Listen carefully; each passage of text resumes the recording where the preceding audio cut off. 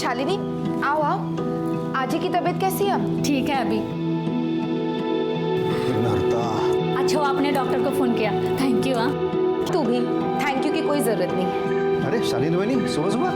हाँ, वहीनी को thank you बोलने आई थी। कल रात वहीनी ने फोन नहीं किया था हॉस्पिटल में, तो आज ही पहुंच नहीं पाती टाइम पे। अभी तबीयत ठीक है ना? ठीक है, चलो वहीनी इतने ध्यान रखना। संपदा चलो मैं निकलता हूँ। नाश्ता तो कर लीजिए। नहीं नहीं नहीं, बहुत लेट हो जाएगा, फिर बाहर कर लूँगा। बाबू बाबू, अरे प्रवीण आ जा। लफड़ा है ना, काजी का लड़का है ना, नाके पे कबाब का गाड़ी डाल रहा है। चल देखते हैं उसको, समझाते हैं काजी को। प्यार से माना तो ठीक, मैं तो टांगे काट के फेंक दूंगा उसकी मैं। हाँ, अरे तू टेंशन मत ले रे, ये अपना महाराष्ट्र है। ये नाके पे सिर्फ पूरी भाजी और मिसल पाव का गाड़ी लगेगा, और बोर्ड पे ऐसा लिखा होगा स्पॉन्सर्ड बाय अध्यक्ष सुनील पवार करके। लेकिन अब काजी से झगड़ा क्यों करना चाहते हैं? प्यार से भी तो। तू नाच लाओ को, चल रे गाड़ी काट रे।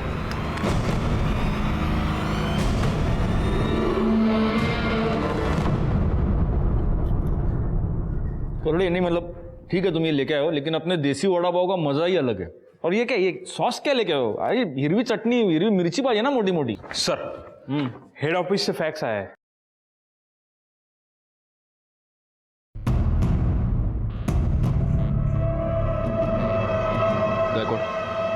सबको मेरे केबिन में बुला। हेड ऑफिस से ऑर्डर आया है, मुंब्रा में रेड अलर्ट इशू है। इसके मुताबिक अगले कुछ दिनों में कोई बड़ी क्रिमिनल एक्टिविटी हो सकती है, जिसके लिए भारी तादाद में गैर कानूनी हथियार थाने शहर में आने की संभावना है।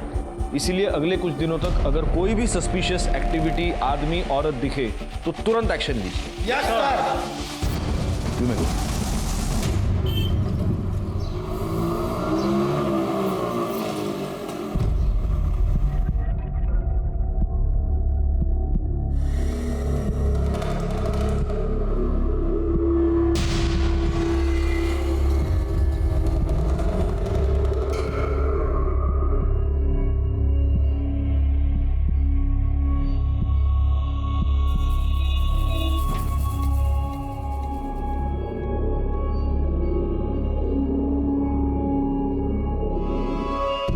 चाय भाई पी के हो गया ना? चलो निकलो अब यहाँ से, तुम लोग को इधर रूम नहीं मिल सकता, चलो निकलो।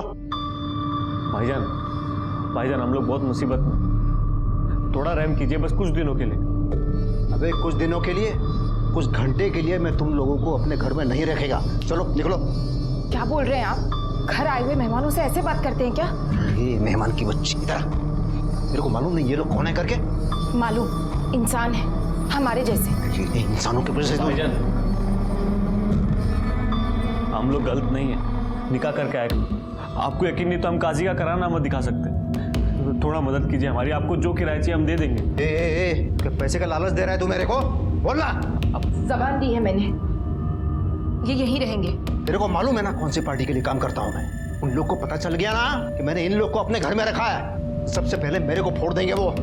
अभी के अभी कल्टी करवाई लोगों को। चल रहे जनाब, जनाब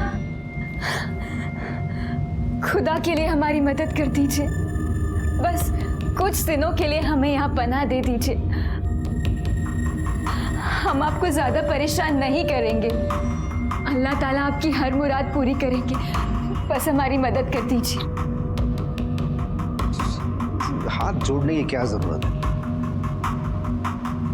चलो ठीक है, दे दिया मैंने कपड़ा। अब खुश है?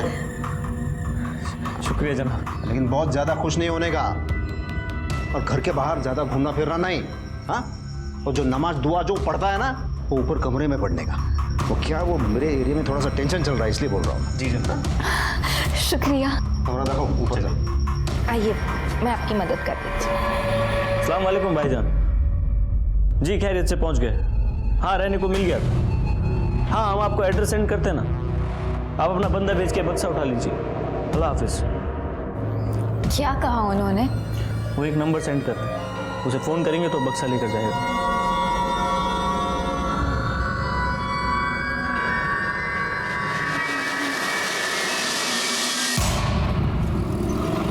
ये लो। अरे बस बस आपा। क्यों, मेरे हाथ का खाना अच्छा नहीं लगा?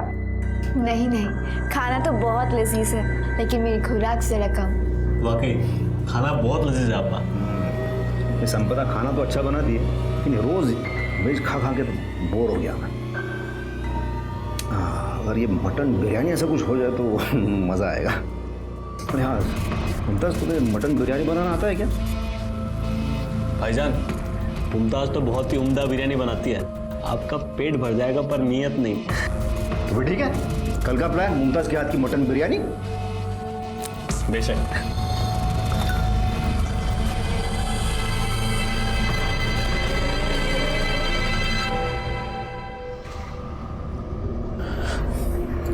क्या हुआ? फोन नहीं लग रहा? रफीक हम फंस गए। यहाँ माहौल बहुत खराब है, ज्यादा दिन नहीं रुक सकते, सामान देकर निकलना होगा। हाँ पर कैसे? रियाज भाई भी फोन नहीं उठा रहे हैं। तो भाईजान को फोन करो ना। 1000 बार कर चुके हैं, वो भी फोन नहीं उठा रहे। समझ नहीं आ रहा क्या करें। ये बक्सा तो जान की मुसीबत बन गई।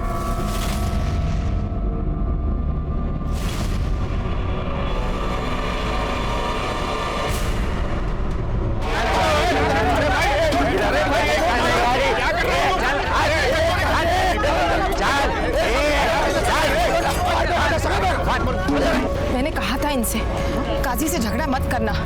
काजी तेरे को प्यार से समझाया था मैंने, ये कबाब का गाड़ी बिरयानी का गाड़ी इधर नहीं डालने का। तो ये बात तेरे दिमाग में घुसता नहीं क्या? अरे हमको भी धंधा करने का है ना, कहाँ जाके धंधा करेगा? जब मैं बोल रहा हूँ तो बीच में नहीं बोलने का। चर्बी चढ़ी है तेरे को? हाँ सिर्फ तू ही नहीं, तेरे साथ जो भी है ना सबका खीमा बना के इधर ही बेचेगा मैं। तेरे को गाड़ी डालने का ही है ना तो उधर जाना, क्योंकि जब तक मैं इधर है ना यहाँ पर ये गाड़ी नहीं लगेगा, मैं बता रहा हूँ। चल तोड़ रहे उठा के बैठ। अरे वो गाड़ी भेज दो उधर। ये लोग क्या कर रहे हैं? देखो देखो ये क्या कर दिया। एक मिनट सुनील भाऊ, आप एक पार्टी के विभागाध्यक्ष हो और फिर भी आप सड़क पे ऐसे मारपीट कर रहे हो। अरे साहब ये काजी सलाह, ये बिना म्युनिसिपैलिटी के परमिशन के अपने एरिया में ये बिरयानी कबाब का गाड़ी डाल रहा है, इसको थोड़ा सा सबक सिखा रहा था मैं बस। एक मिनट, अगर गाड़ी बेकायदा है ना तो आप कंप्लेंट कर सकते हैं, खुद सड़क पे उतर के मारपीट करने की कोई जरूरत नहीं है। वही समझा रहा था साहब मैं उसको, वही आप रुकिए, मैं आपसे बाद में बात करूंगा। सुनील भाऊ जरा आप साइड में आइए। गायकवाड़ ये सबको पहले खाली करो इधर से। चला आप इधर आइए। सुनील भाऊ ये सब अभी रहने दीजिए, मैं आज आपसे एक मदद मांगने आया हूँ। अरे बोला ना, मैं सबकी मदद करने के लिए बैठा हूँ। काय पाहिजे बोला। हेड ऑफिस से हम लोगों के पास एक रेड अलर्ट आया है। मुंब्रा में कोई बड़ी क्रिमिनल एक्टिविटी होने की संभावना है और इसलिए हम सब पर चेकिंग कर ही रहे हैं। लेकिन आप अपने कार्यकर्ताओं से, अपने लोगों से, मोहल्ले वालों से रिक्वेस्ट कीजिए कि प्लीज़ अलर्ट रहिए और ख़ास तौर पे अगर कोई भी नया किराएदार आता है तो सबसे पहले हमें इन्फॉर्म कीजिए। तो ठीक है, मैं सबको बोलता हूँ, तो मुझे जैसे पता चलता है ना मैं आपको पर्सनली बोलूँगा। Thank you.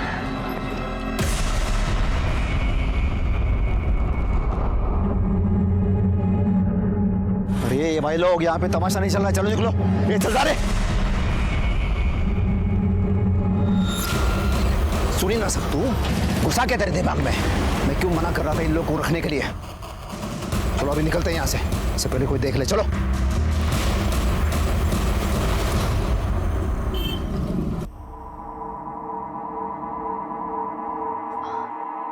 हाँ पा दीजिए, हम कर देते हैं। नहीं मैं कर लूंगी। कोई बात नहीं, हम कर देंगे।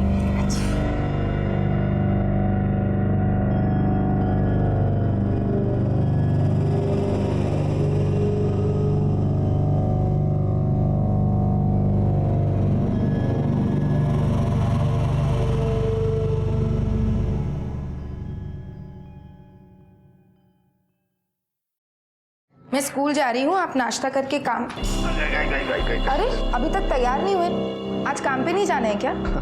अरे वो कल का मटन बिरयानी ना बहुत ज़्यादा हो गया, वो थोड़े पेट में गड़बड़ी हो गई है। देखो अगर ठीक हो जाता है ना तो मैं जाता हूँ। मैं छुट्टी ले लूँ, कोई दवाई ले आऊँ? अरे नहीं, उतना ज़्यादा नहीं है। देखो तुम जाओ, नहीं तो क्या तुम्हें स्कूल में देरी हो जाएगी। जाओ, अपना ध्यान रखिएगा।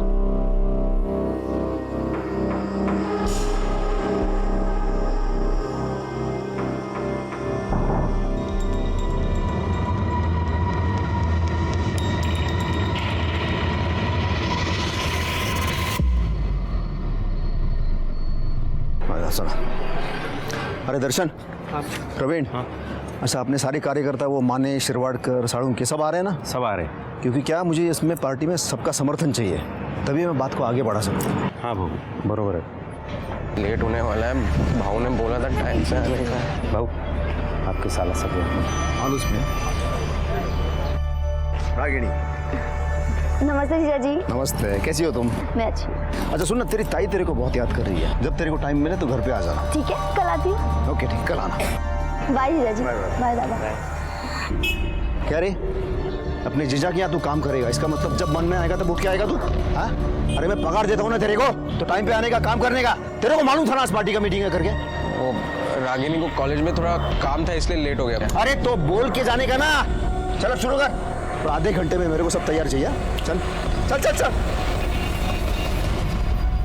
कुत्र्यासारखं वागवता तो मला भाऊजी, कुछ भी बोलते हैं, अचानक भड़क जाते हैं मेरे ऑफिस में, सब लोग मजाक उड़ाते हैं मेरा।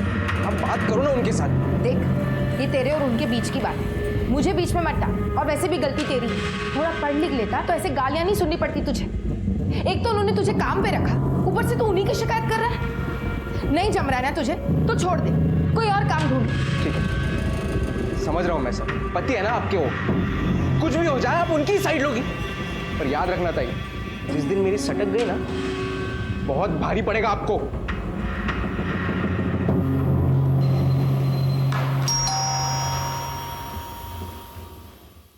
अरे रागिणी, ये दीदी कहाँ है?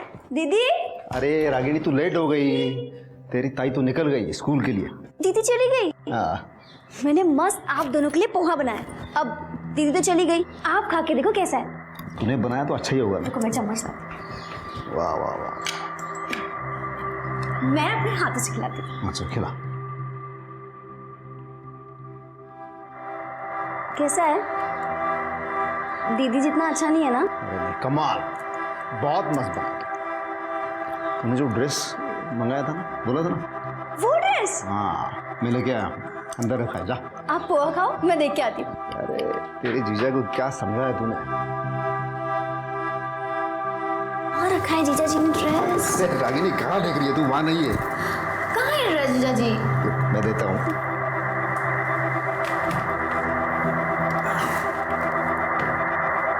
ये देख।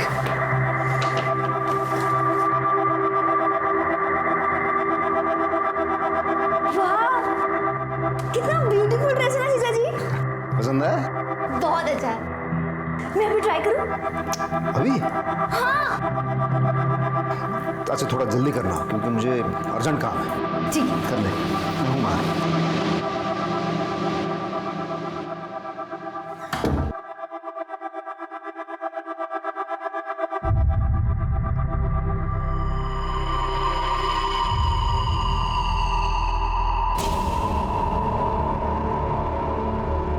ये लोग तो फोन ही नहीं उठा रहे, अब क्या करें इस बक्से का? यहीं छोड़ के भाग जाते हैं।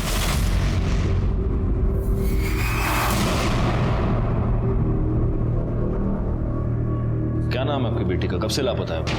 संपदा पवार नाव आहे साहेब तिचं। 2 दिन से मेरी बेटी गायब है साहब। उसके पति को भी नहीं मालूम वो कहाँ गई। मतलब शादीशुदा है? तो कंप्लेंट लिखवाने के लिए उसका पति क्यों नहीं आया, आप लोग क्यों आए? क्या नाम है उसके पति का, क्या करता है? सुनील पवार नाम है साहब, अध्यक्ष है ये एरिया का वो। सुनील पवार, सुनील बहू? हाँ। अरे उनको तो जानता हूं मैं। तो सुनील बहू की पत्नी 2 दिन से गायब है और सुनील बहू ने कंप्लेंट नहीं की? सर एक्चुअली ताइना एक स्कूल में पढ़ाती है और 17 तारीख को वो स्कूल की तरफ से लोनावला पिकनिक ही गई थी, पर दीदी को तो कल आ जाना चाहिए था। और जब वो नहीं आई और मेरा फ़ोन भी नहीं उठाया तो मैंने जीजा जी को फ़ोन किया और उन्होंने बताया कि दीदी तो आई नहीं है वापस। और जब अगले सुबह मैंने फिर से कॉल किया तो जीजा जी को और टेंशन हो गई, तो वो उसे ढूंढने लोनावला गए, शायद इसलिए ही नहीं आए। आप लोगों ने स्कूल में फोन किया? हाँ, सबसे पहले मैंने स्कूल में ही फोन किया था साहब, लेकिन वो लोग बोले कि तुम्हारी बेटी पिकनिक पे गई नहीं। और जो लोग पिकनिक पे गए थे वो 1 दिन पहले ही आ गए साहब। ठीक है, आप एक काम कीजिए, संपदा के फोटोग्राफ्स और डिटेल्स यहाँ गायकवाड़ के पास दे दीजिए। हम जल्द से जल्द उन्हें ढूंढने की कोशिश करेंगे। जी साहब, मेहरबानी होगी। Thank you sir. संपदा की तलाश करने के लिए हमने उसके स्कूल, घर से लेकर स्कूल तक के सभी रास्ते और आस पड़ोस में सबसे पूछताछ की। सिवाय इस जानकारी के कि 17 जनवरी को संपदा अपने स्कूल में पहुंची ही नहीं, हमारे हाथ कुछ नहीं लगा। संपदा एक बहुत ही सीधी सादी, सबको मदद करने वाली नेक दिल औरत थी जिसका कोई दुश्मन नहीं था। ऐसी औरत इतने सस्पिशियस सर्कमस्टांसेस में अचानक गायब हो जाती है, क्यों और कैसे? सोच सोच के दिमाग का दही हो गया है। पता नहीं वो संपदा किधर चली गई। आपको पता है कितना टेंशन है मेरे को। सुनील बाबू, आपके फैमिली में आप दोनों के अलावा और कौन कौन है? फैमिली के नाम पे तो मेरे घर में सिर्फ मैं और संपदा है। बाकी एक भाड़ोतरी था, नई नई शादी करके आए थे ना। मुझे लगता है इन्होंने उनको रूम भाड़े पे देके बहुत बड़ा गलती किया है। आपने रूम भाड़े पे दिया था? किसको? क्या नाम था उनका? रफीक और मुमताज़ बेग नाम था उनका। क्या? सुनील भाऊ, मैंने आपसे पर्सनली मिलकर आपको हेड ऑफिस से जो रेड अलर्ट आया था उसके बारे में बताया था। मैंने नहीं रखा उनको, वो संपदा को उन दोनों ने पटाया। संपदा मानी नहीं, मैं क्या करता फिर? देना पड़ा मुझे। लेकिन वो बहुत दिनों तक रहे नहीं थे, वो बहुत जल्दी चले गए थे। आप एक पॉलिटिकल पार्टी के विभागाध्यक्ष हैं, आप इतनी बात समझते नहीं? वो लोग अगर क्रिमिनल एक्टिविटीज में इन्वॉल्व होंगे तो वैसे ही एक जगह पर बहुत दिन रुकेंगे नहीं। कब गए वो लोग? वो 17 तारीख को तो संपदा वो पिकनिक के लिए चले गई थे ना, तब। और कहाँ गए? वो मैंने पूछा नहीं। अच्छा, आपने उनके बारे में कुछ सस्पिशियस, कुछ ऐसा नोटिस किया? ऐसा कुछ खास नहीं है, तो वो दोनों हमेशा अपने कमरे में रहते थे। लेकिन वो जो रफीक था ना, वो थोड़ा सा अजीब था। दोनों के पास एक बक्सा था और रफीक उस बक्से से कभी दूर नहीं हटता था। मालूम नहीं था उस बक्से में क्या था। अच्छा, आपके पास उनका आईडी होगा, हाँ, कुछ एड्रेस प्रूफ होगा, कुछ तो होगा, फ़ोन नंबर होगा। गायकवाड़ के पास दे दीजिए। नहीं, वो तो नहीं लिया मैंने। मतलब संपदा ने लिया होगी तो मुझे नहीं पता। हाँ, लेकिन वो रफीक के पास एक मोबाइल था, उसके नंबर लेने की कभी ज़रूरत नहीं पड़ी मुझे। लेकिन अब लगता है वो सारे डिटेल्स लेने चाहिए थे। अब लगता है आप लोगों की वजह से ही हमारे देश में सिक्योरिटी लैप्सेस होते हैं। उनको आपके पास लेके कौन आया था? कोई लेके नहीं आया था। वो दोनों संपदा को कहाँ रास्ते में मिले थे। बोले अभी अभी शादी करके आए हैं, सर पे छत चाहिए, और येड़ी सीधा घर पे लेके आई वो। उनकी शक्ल पहचान पाएंगे आप? याद है? स्केच बनवा सकते हैं? हाँ।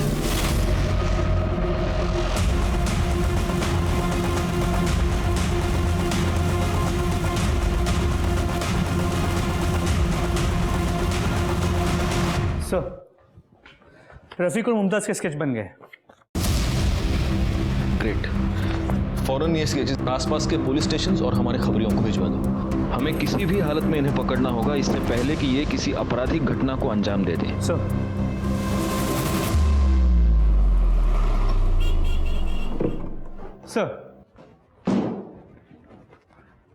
सर सुनील पवार के कॉल रिकॉर्ड्स क्लियर है।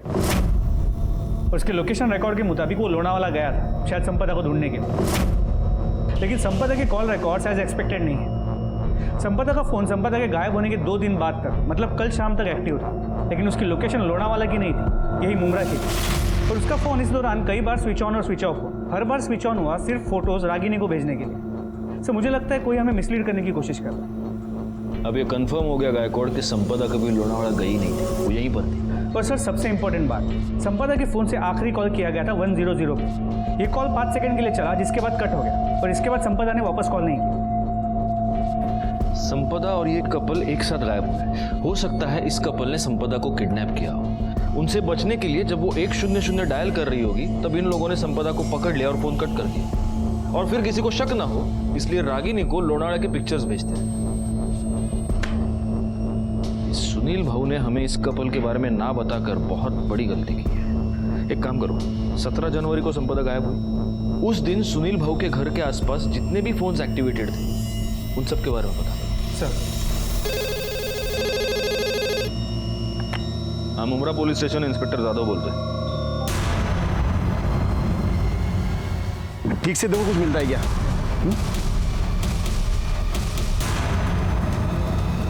मांगे वा चलो। सर,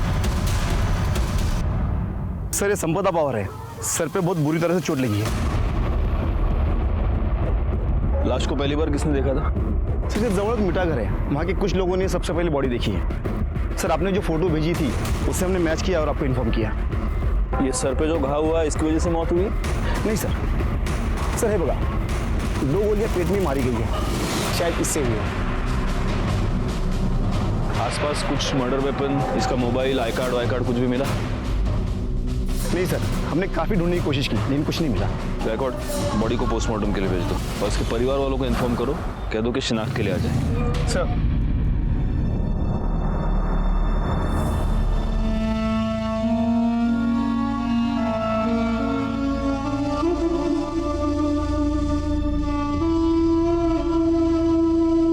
आम्ही गुन्हा नोंदवून घेतलाय, ठीक है, ओके ओके। सर संपदा की बॉडी से जो गोलियां मिली थी, बैलिस्टिक रिपोर्ट के मुताबिक वो यूएस मेड बेरेटा गन से चलाई गई और संपदा की पोस्टमार्टम रिपोर्ट के मुताबिक पहले उसके सर पे वार किया गया था, जिसके बाद उसे 2 गोलियां मारी गई जिस वजह से उसकी मौत हुई। मुंब्रा में यूएस मेड बैरेटा गन, और वो भी एक स्कूल टीचर को मारने के लिए। गायकवाड़ ये काम जरूर उस कपल का ही है। सर 17 जनवरी को सुनील के घर के आसपास जितने नंबर एक्टिव थे उसमें से एक नंबर संदिग्ध है, जिससे कई सारे इंटरनेशनल कॉल किए गए हैं। और सर ये जो दूसरा नंबर है ये तलोजा का नंबर है, इस नंबर से तलोजा के नंबर पर भी कई बार कॉल किए गए थे। सर लास्ट कॉल कल का है। एक काम करो, ये दोनों नंबर्स मॉनिटर करो और गायकवाड़ इनकी मोबाइल लोकेशन मुझे चाहिए इमीडिएट। सर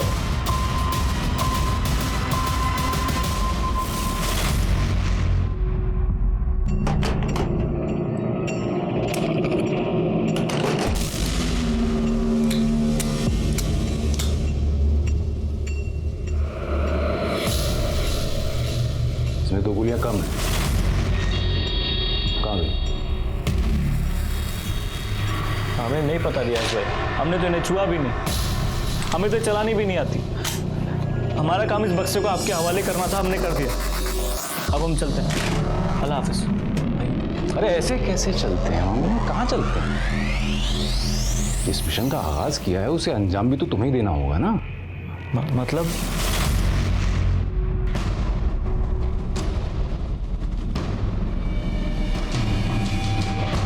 साहब सुनील भाऊ का और काजी का बहुत टेंशन चलता था, बहुत लफड़े भी हुए थे। पता नहीं साहब, वो भिवंडी क्यों चली गई हमें मालूम नहीं साहब। संपदा समाज सेना की एक्टिविटीज में इन्वॉल्व रहा करती थी? नहीं सर, ताई ये सब से दूर ही रहा करती थी। ठीक है, तुम उस पर नजर रखो और अपडेट करते रहो। सर खबर पक्की है, तलोजा का नंबर रियाज पारकर का है, जो नाम के लिए तो दुकान चलाता है, लेकिन दुकान के पीछे उसका गोडाउन है जहाँ से वो इलीगल एक्टिविटीज करता है।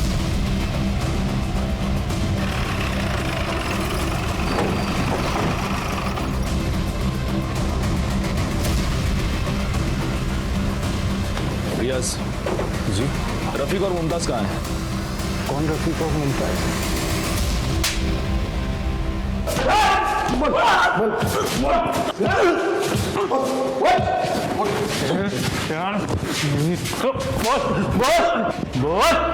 गायकवाड़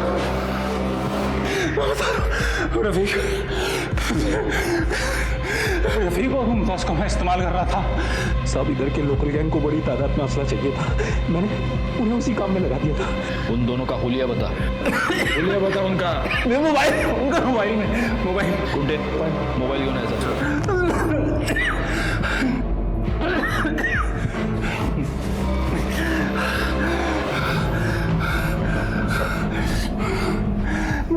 चल बोल, दिखा दिखा दिखा। ये दोनों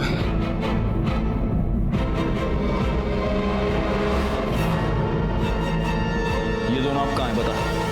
पता कल पता नहीं कहाँ चले गए, और साथ में वो बॉक्स भी ले गए।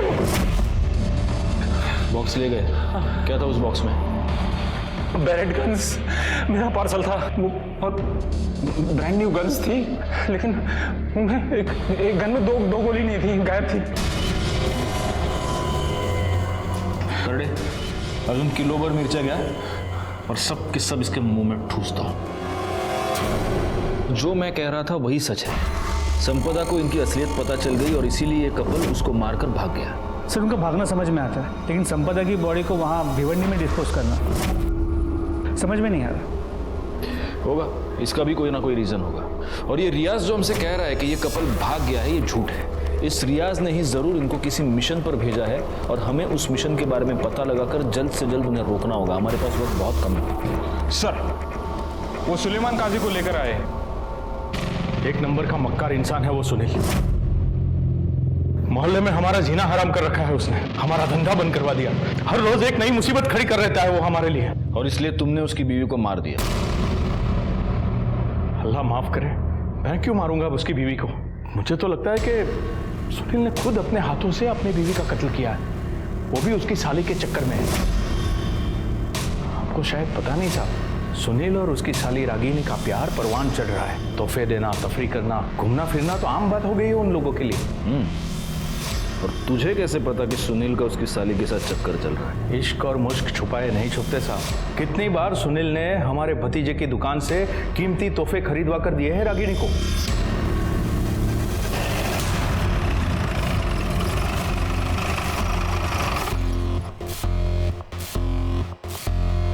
चेक करो।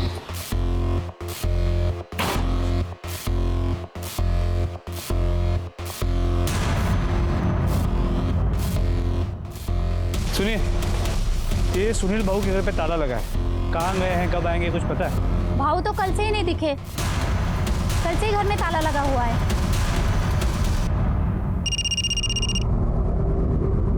हाँ बोलो।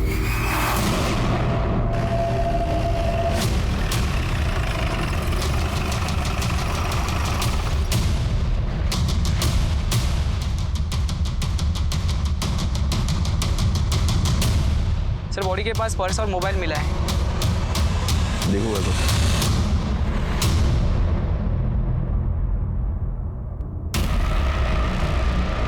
सुनील पवार, फोन दिखाओ।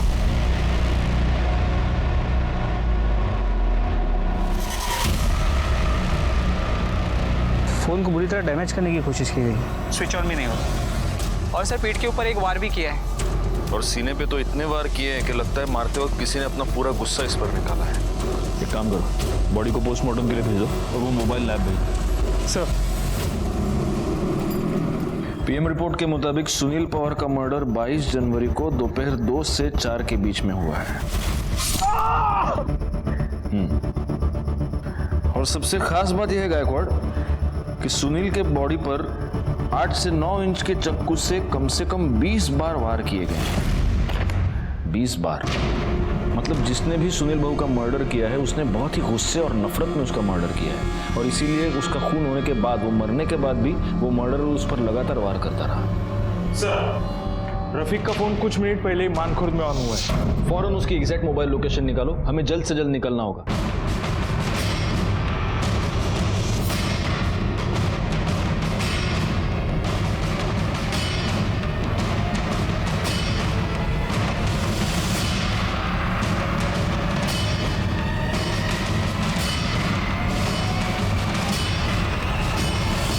अस्सलाम वालेकुम भाईजान, दे देंगे आप हमारे मतलब की बात कीजिए जी।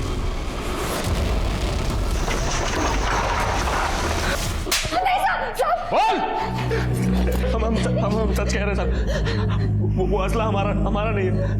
हमें तो बस उसे उसकी मंजिल तक पहुंचाना था ताकि हमें नई पहचान मिले, बाकी की जिंदगी सुकून से कट सके। रियाज भाई से हमने चोरी इसलिए की थी क्योंकि हमें पता था कि अगर हम नहीं करेंगे तो वो किसी और को मजबूर करेगा कत्लेआम करने को।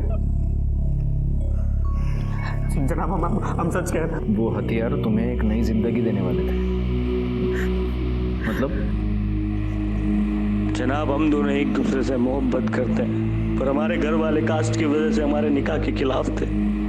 इसलिए मेरा दोस्त मुझे असलम के पास ले गया। उन्होंने कहा अगर हम ये बक्सा खैरियत से रियाज भाई के पास मुंबई पहुंचा दे तो हमें नहीं पहचान देगा और हम दोनों को बंगलुरु में नौकरी भी देगा। तुम जानती थी उस बॉक्स में क्या है? नहीं, खुदा कसम, हमें जरा भी अंदाजा नहीं था। और तुम? मुझे इल्म था हमें, मगर हमने मुमताज को इससे अनजान रखा। मैं मुमताज से किसी भी कीमत पे निकाह करना चाहता था, इसलिए हम दोनों बक्सा लेकर मुंबई आए और सुनील पवार के घर पे रेंट पे रहने लगे। मैं दिन रात रियाज पालकर को फोन लगाता ताकि वो बक्सा ले जाए और ये मुसीबत टले। और एक दिन सुनील ने पता कर लिया उस बक्से में क्या है। तुमको मालूम है मैं कौन है? इस पूरे एरिया का अध्यक्ष है मैं। अब तुम दोनों तो गए, पुलिस यहाँ से तुम्हें कुत्ते की तरह खींच के ले जाएगी, और अध्यक्ष होने के नाते मुझे पुलिस को तो बताना ही पड़ेगा ना। उसके बाद वो मुझे ब्लैकमेल करने लगा। अच्छा, तू नीचे बैठा है, पैर पकड़ा है, इसलिए बचाता हूँ मैं तुम दोनों को। हाँ? चलो उठ उठ उठ उठ। चलो भाई बाहर जा। बाहर क्यों? तुम दोनों को बचाने के लिए मैं इतना बड़ा रिस्क ले रहा हूँ। थोड़ी सी कीमत तुझे क्या, इसको तो चुकाना ही पड़ेगा। मुमताज के साथ जबरदस्ती करने लगा। हमें समझ नहीं आ रहा था क्या करें।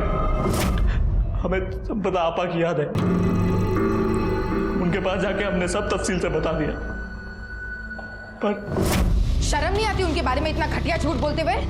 वो ऐसी गंदी हरकत कभी नहीं कर सकते। उन्होंने जरा यकीन नहीं किया, पर अगले दिन अपनी आंखों से सब देख लिया। वो स्कूल की तरफ से पिकनिक जाने के लिए निकली और 15 मिनट बाद ही वापस आ गई, क्योंकि वो अपना फोन घर पर ही भूल गई थी।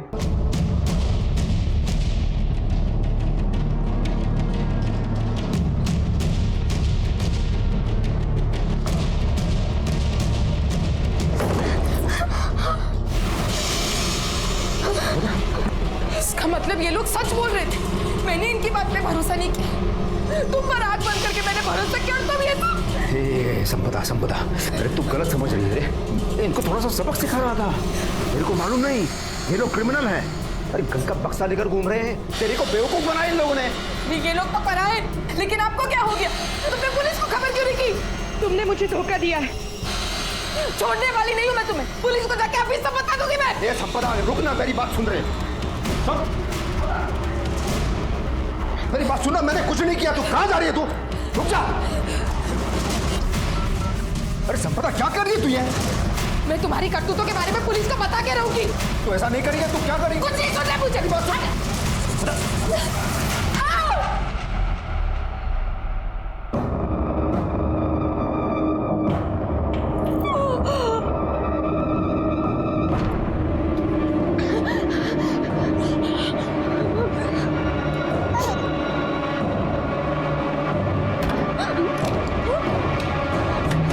सुनील ने हमें हमारे कमरे में बंद कर दिया। संपदा भाभी को गाड़ी में लेकर निकल गया।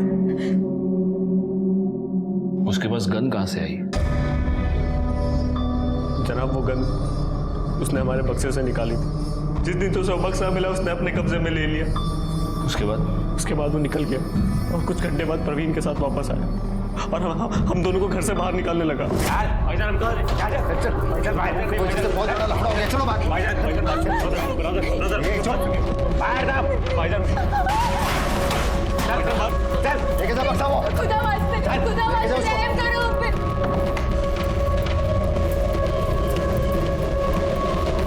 इसका मतलब ये प्रवीण भी इन्वॉल्व था? सुनील ने ही नहीं, प्रवीण ने भी मेरे साथ एक बार नहीं, कई बार जबरदस्ती। लेकिन हम ये कैसे मान ले कि तुम दोनों सच कह रहे हो? जनाब, हम मानते हैं कि हम गलत हैं, मगर ऊपर वाला गवाह है कि हम सच बोल रहे हैं। इसके बाद हमें हमारे लिए कुछ नहीं बोलना। आगे अल्लाह मालिक। तुम दोनों ने सरेंडर नहीं किया, इसलिए जब तक प्रूव नहीं होता तब तक तुम दोनों सस्पेक्ट्स ही रहोगे। ले जाओ इनको।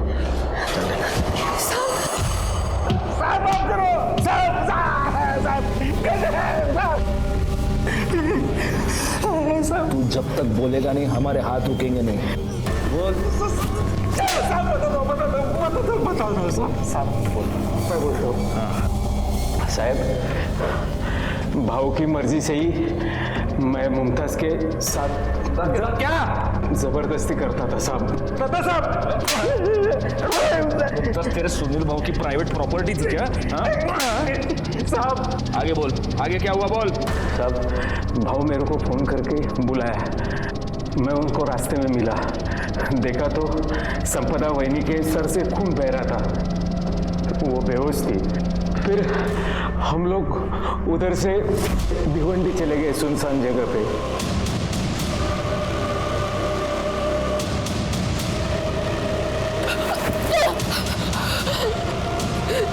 मैं तुम्हें छोड़ूंगी नहीं, छोड़ूंगी नहीं मैं तुम्हें, सजा दिलवा के रहूंगी।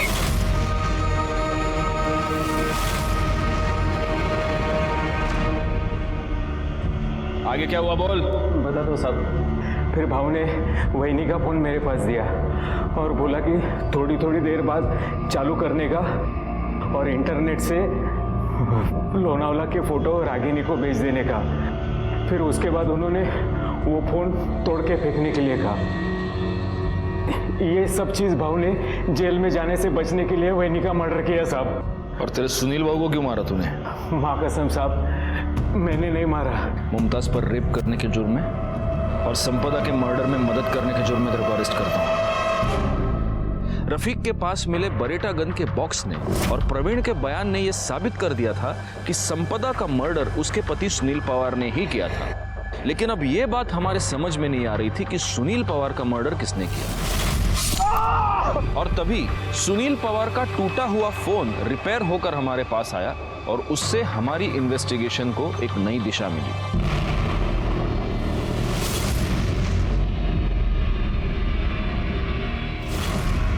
तुम्हारी ये तस्वीर हमें सुनील के मोबाइल में मिली।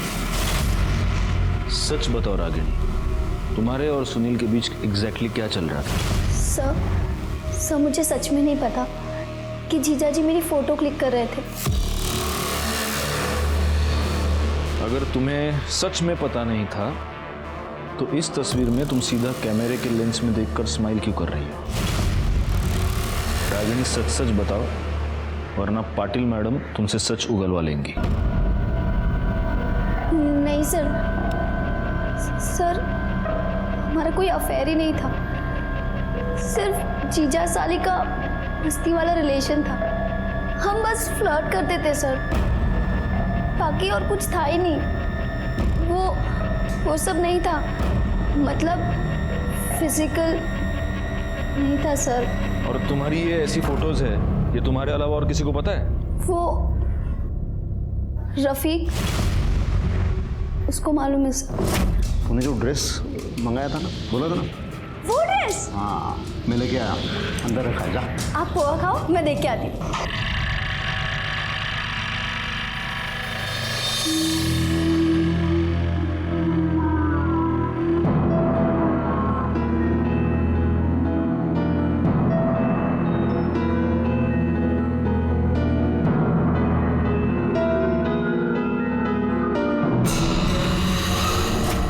सुनील पवार ने रागिनी की कपड़े बदलते हुए तस्वीरें निकाली थी। तूने ये बात हमें क्यों नहीं बताई?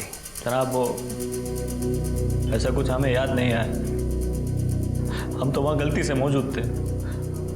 और वैसे भी उस बेगैरत बेशरम आदमी के बारे में जान के कौन सा कुछ नया जान लेते आप? गलती से मौजूद था, लेकिन इस गलती का तो फायदा खूब उठाया होगा तूने। बता, किस किस को बताया इस बारे में? संपदा को, जयदेव को?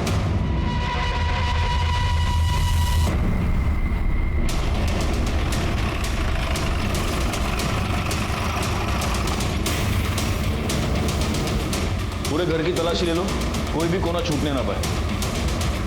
चलो बाहर चलो।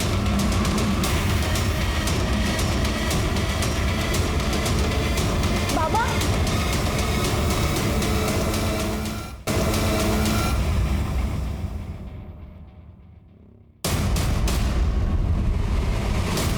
सर, किचन में चाकू मिला और इसके ऊपर खून के दाग हैं।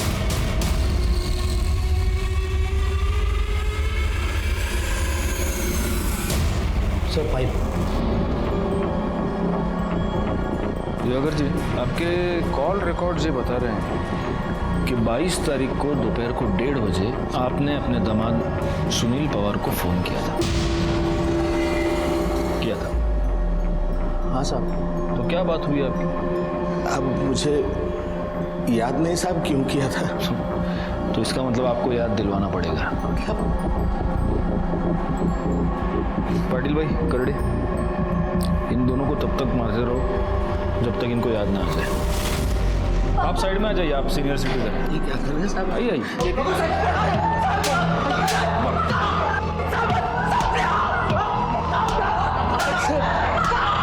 कुछ नहीं किया उन्होंने साहब।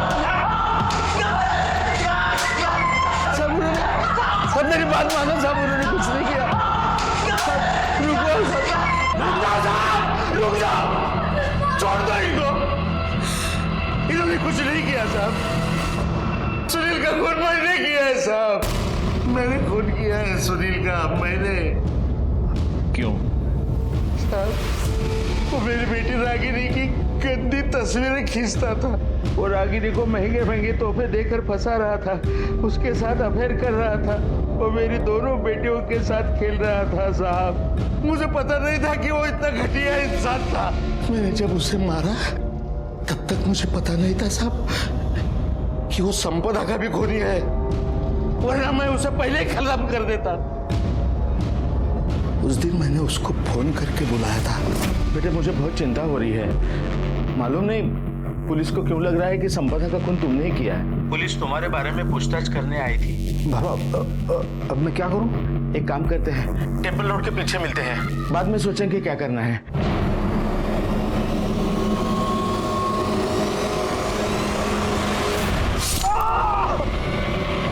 गायकवाड़, चार्जशीट बनवा।